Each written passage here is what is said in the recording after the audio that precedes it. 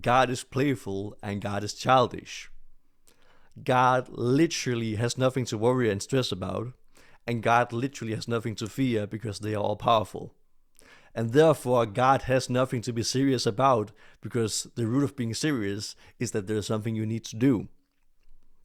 You can literally only take life seriously when you live in fear, when you feel that there is something you need to do, something you have to do. And once those fears disappear and you align with God, naturally you too will become childish and playful. The nature of God is just to play and make stuff up. God wants to invent things. Life isn't a harsh battle for survival. Even in the context of nature and evolution and natural selection, there are so many things to select for, and there are so many niches for an animal to fulfill, and nature is inherently creative. It's not like there is one solution to survive. Everywhere you will see different ecosystems, different animals that adapt differently. And life, fundamentally, even on a survival basis, is based around creativity and invention. And as a human, you have the possibility for conscious creation, for conscious creativity. You can choose to play along with God on a conscious level. As an animal, you can play along with God through evolution, but as a human, you can do it right here, right now, as an action. A human is the one animal that is built and created with the possibility to literally make stuff up. There is not an animal that can make things up, okay? But there is a human who fucking took some rocks and turned it into a computer and then a microphone and a camera so I can make this to you. And there's a human right here who is taking shit out his ass and spitting it on his microphone, and I'm hoping you enjoy it. When you learn how to be playful and childish, then you honor God, because God, as I said, is playful. And fundamentally, there is nothing you have to do. If you believe that there are things you need to do, if you live in fear, then those things will manifest, because God is benevolent and they will give you whatever you ask for, even if you unconsciously, with your beliefs, ask to be a victim, ask for life to be hard for you. When you think that the world is a game of survival, a game of struggle, and if you even think that God doesn't exist, then God is going to be like, cool, I'm going to pretend I don't exist, and then I'm going to leave you alone to, struggle. Because God is so benevolent that He will give you whatever you want and let you choose with your intentions, with your free will, what to manifest. But when you step out of survival mode, when you realize that God does exist, and when you are tired of being stuck in the matrix, when you are tired of doing shit you hate for no reason, then you are ready to become playful and do what you actually want and follow your passion and purpose to make a living. And I gotta find my train of thought again. When you align with playfulness and childishness, then you honor God, because creativity is the highest invention. I could be another, educated engineer out of thousands and support a mega corporation in producing a product that the world doesn't fucking need. Or I can just follow my heart, do what I want to, and then make music that inspires the world and make videos that benefit people. If I die tomorrow, then there are at least a few people who were happy that I existed. If I was an engineer and I died, then no one would miss me. When you choose to follow your heart and be playful and creative, even on like a small scale, even on a humble scale, then you are infinitely more valuable than another person who just followed along with the matrix, or just did what they thought they needed to do. The idea of need, the idea that there's something you have to do, is rooted in ignorance, because everything is possible. It is because the Matrix believes that life has to be hard, that life is hard. It is because the Matrix believes that people just have to become educated and, work their shitty jobs and suck it up and man up, that they experience a world where they have to man up, where they have to work hard and struggle. And even our idea of worth is tied to working. Particularly masculinity is tied in the modern world as we see it to the idea of working hard. We take, or rather the ego takes pride in struggling, in suffering, because that validates it. When the ego has to work hard, when it has to struggle, then it feels validated. When I found God and she just told me to relax and do what I want to do and make music and make videos, then I said, it can't possibly be that easy, okay? It can't possibly be that simple. And she said, it just fucking is. Why would it be any other way? Why would I make you to suffer? Why would I make a world where you have to suffer? When you follow the idea that there's things you need to do, things you don't want to do, when you live in fear, basically, then you are saying indirectly that God doesn't exist or that God doesn't support you. God can only support you when you actually decide to become playful, when you decide to have fun.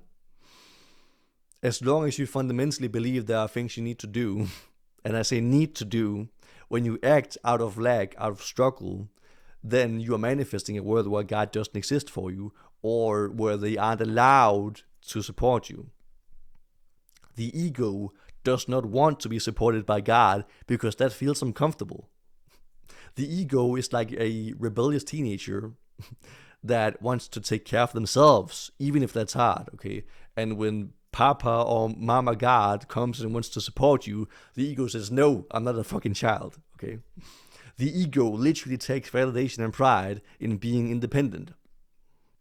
And our notion of worth, or of masculinity in particular, is tied to how hard you can work, or how much struggle you can endure, or how much you can hustle and grind and log in, okay? The ego does not want life to be easy, literally. The ego wants life to be hard and strugglesome because it finds a validation in that struggle. And when you become playful and childish, when you learn to actually just do what you want because you realize there is nothing you should do or nothing you would rather do, because why would you not want to have fun? Why would you not want to follow your heart and fulfill your purpose? Then the world will question you. A normal person will look at what I'm doing and be like, it can't possibly be that simple. You can't just sit down, record videos, and have fun and make music and then make a living off of that. But that's what I'm doing.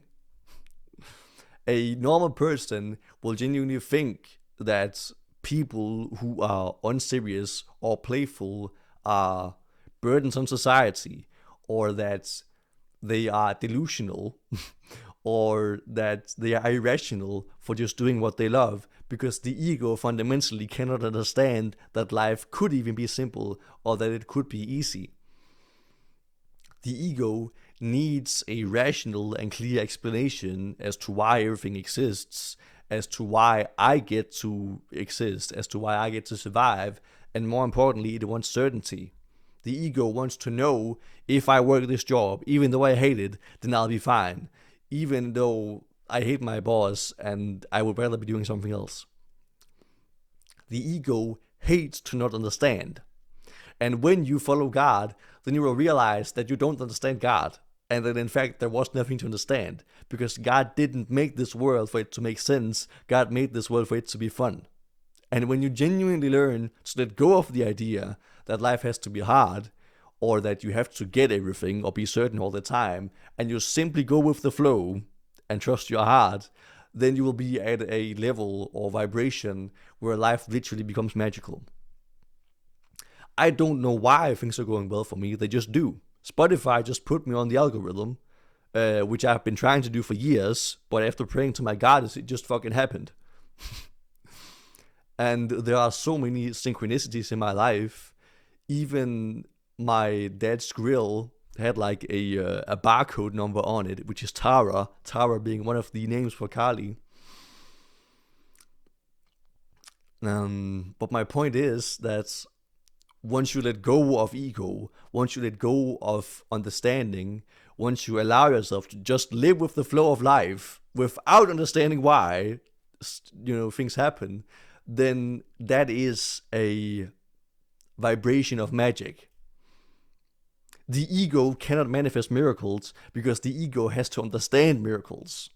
Even if something great happens in your life and you have an ego, then you will say, I don't get it. This shouldn't happen to me. I am not worthy. The first time God came to me in the form of Kali, I said, wait. How can this happen to me? I'm only 21. I haven't prayed to you for years and years and years. And then she just said, why would you have to? And I said, but come on. I mean, this is just too much. You're God and I'm just a fucking dude, okay? And she said, cool. If you don't want me to be here, then I'll just go, okay? And eventually I just learned to accept that this just happened. It's not like I became worthy of it. It's not like I had to work hard for it to find God. It's not that it makes any sense at all, and that's the point. It is when you stop trying to make sense of life and miracles that miracles happen to you, and it is when you are open to God that they come to you.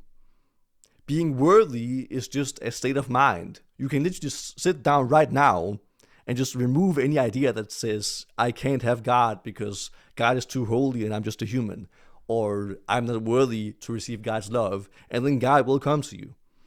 Or you can work your entire life and do discipline and practice and whatnot to try and prove to yourself internally that you are worthy, and then God will come to you. But once you let go of limitations, once you let go of fear, then miracles will come to you and God will come to you. Because the entire reason you couldn't manifest these things in the first place is because your ego rejects them. Your negative beliefs reject them. And it is because you insist on understanding life.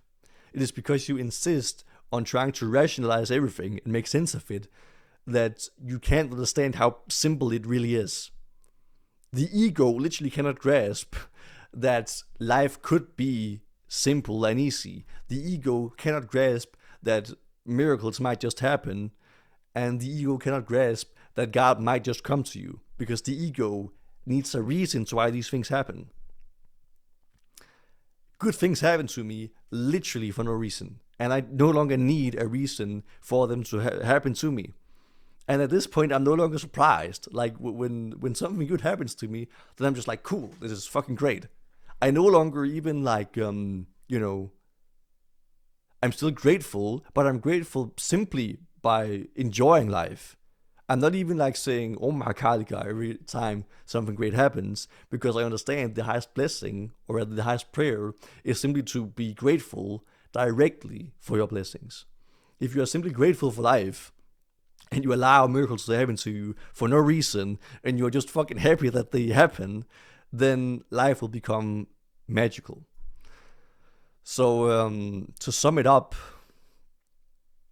I don't even know where I started this video, honestly. But my point is, once you let go of your ego's ideas of rationality and logic, and you stop making sense of life, and you simply align with playfulness, with childishness, and you realize that this is God's play, and having fun is all there is to do, then life becomes magical. And even the idea that life can be hard is God's blessing. If you say God doesn't exist and life is hard and strugglesome and I have to understand everything, then God will be like, cool, I'll leave you alone. It is the idea, or rather it is the fact that you are trying to make sense of everything that makes life lame. You are trying to analyze life instead of actually living it. When you simply live it, and when you let go of your rationalizations, your ideas, your limitations, then life becomes magical. So shut the fuck up inside, be happy, and watch life become miraculous. And if you want to learn more, then check out my Discord. Bless you.